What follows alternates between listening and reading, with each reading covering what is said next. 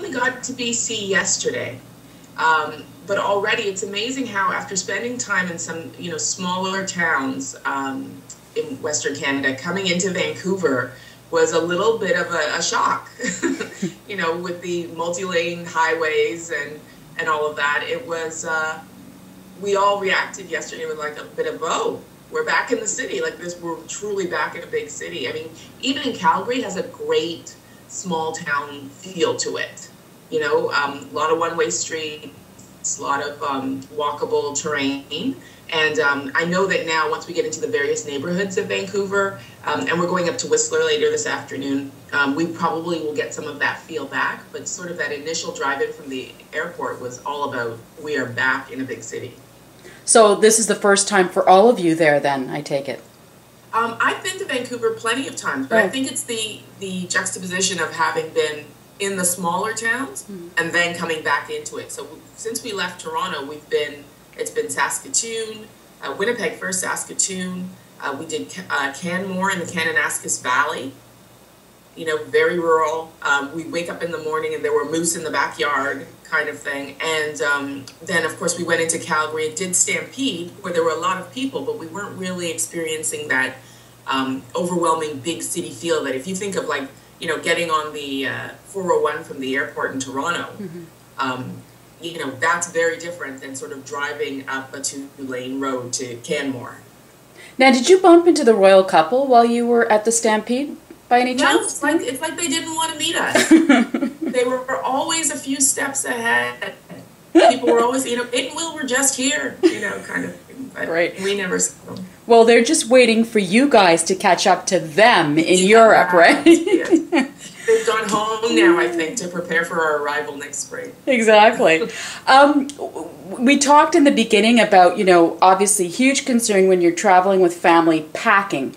How has that all gone so far? We did our first load of laundry. Wow. Last week. And I think it's going to be okay. I think that the toughest thing has been, as you know, we packed for about 2 weeks worth of travel.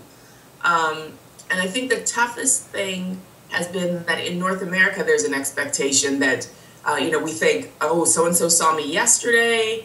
I wore that top last time I was there, or those sorts of things. And for us, being on camera and taking a lot of pictures, I'm thinking, okay, it's another shot of us in that shirt. But I think it's a North American thing, and I think once we're out of North America, those sort of hang-ups we'll let go of. Yeah. And we've been fine. Like, we have gone out clothed in clean clothes, pretty much every day. And nobody's complaining about missing anything. I mean, my biggest thing is I've got a television appearance coming up, and I shipped home, actually, some of our stuff that I thought we wouldn't need anymore, including my high-heeled shoes. Wow. Yeah. So was that difficult for you? I'm not a girly girl per se, yeah. but I do, for a television appearance, I probably want them. Mm-hmm. And it was a last-minute appearance scheduling, so we'll see. I'll be out there in what I've got. It's so true, your point about a North American mentality. I mean, I'm always amazed by who really is keeping track of all this stuff, honestly, right? And when you look back at those pictures, it's just going to be the never-ending day. There's Heather in the same shirt at different parts on different parts of the globe. Exactly. Now, the other thing we didn't really get a chance to ask you about initially, but it occurred to me, vaccinations. Yeah. How does one prepare for that with children, given all the different places that you're going to be visiting? Yeah, I mean, some of it has to wait a little bit. What we did was we went in and we met with a travel doctor. We went through our big picture itinerary of where we wanted to go. But as you know, there are side trips we may take that weren't initially planned. So the kids have had most of their vaccinations. Actually, they've had all the vaccinations that they need based on the places that we know we're going to go. So they've had everything from Hep A and B, yellow fever. We're walking. We have one backpack that is just malaria tablets for everybody. Because we decided, several doctors told us it was better for us to carry it from home. I've heard conflicting stories about that, but we do have them with us. And yeah, the kids have had every vaccination they need. We've had all of ours. I'm short a booster shot for Hep B, but I'm going to be getting that today because we knew that still in Canada we can fairly easily get those things. Mm-hmm. And so the plan is just for us all to be ready and go out. And if we're on the road and we find out we need something else, then we'll have to make sure we get it in a safe place or make a decision about what we want to do about that destination. Now I'm curious because prior to your departure, you mentioned that your boys would likely be keeping a journal. You, of course, are blogging and doing all kinds of wonderful things. How has that gone with the boys? I mean, do you have to prod them to write these stories down, or? No, you know what? The hardest thing is just that our itinerary has been jam-packed. So we get back at the end of the evening and everybody's zonked. So even my blog has, I try to keep up. Twitter has been great because I can do a few lines while I'm out somewhere and sort of keep people up to speed that way. But to sit down and write the blog means finding a spot to actually be able to do that. Usually it's late. We might all be in the same room. So me being up keeps everybody up. I've tried to get up early, but I swear to you, those kids get up earlier than me every time. No matter how early I set the alarm, they're up before me. And so the hardest part I've found is, which is what I expected would be the hardest part, is I'm used to working in an office space on my own. I simply come in, sit down at the computer and write, and I don't have that luxury because work and life are so intertwined right now. So the kids have done a post, and they're excited. They get excited every time someone comments on the post, and they've had a few kids comment, which is great. Mm-hmm. And they tell me what their next ones are going to be, but it's just a matter of finding the time to get them to sit down and do it. But they're excited to share. I think for them, it's an opportunity to connect back with home. And the idea that there are kids out there who are interested in what they're doing, or family or friends, it gets them excited. How has the trip so far gone on day 13 compared to what your expectation of this first leg was?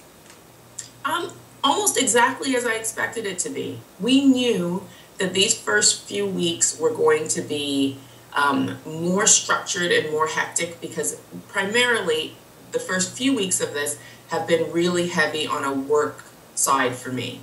I'm working with tourism boards. I'm going out and seeing sites that are new. I'm taking a lot of notes for articles and for stories that will appear in various publications over the next little while. So we knew that that was going to be the case. And we knew that until we sort of got to South America, in South America, everything is way more flexible. I can't tell you what I'll be doing on day 3 in Argentina at this point because we'll have the flexibility to go and do as we like. Mm-hmm. Right now, what we're doing great things, but they're jam-packed days, and we are literally in a place, as you've seen, for only a few days at a time. So we expected that, and the kids were prepared for that and are loving it. As I said, right now they're in the hotel pool. They're not living our so we knew that, and I think we're just all excited. I mean, as I said to you, I was very surprised at how much I've learned about the country coming west, and I've been very surprised at how much the kids have learned already. Mm-hmm. Both on an individual basis. My son left home with no multiplication skills, the little one, Cameron, and is doing his 2 times tables. And that's simply from, we were in the car and he had the Zoom, the little tablet we're carrying around with us, and he's able to use one of the apps to practice multiplication. Wow. So he's learned that sort of thing, but he's also learned, they sat and chatted with a First Nations men's traditional dancer in Saskatchewan and learned a bit about the First Nations people and the history. We've gone down to the Meewasin Valley Trail in Saskatchewan as well, and they learned about where water comes from and how it gets from the Rocky Mountains to the Hudson Bay, and they'll tell you about the prairie provinces, and they've learned an awful lot. And I think that surprised me that they've learned that much that fast, and in Canada. Like, we expected a lot of their sort of big cultural experiences to be once we left the country, and that hasn't been the case. Interesting. They do say that travel is the best education, don't they? I believe it. Yeah.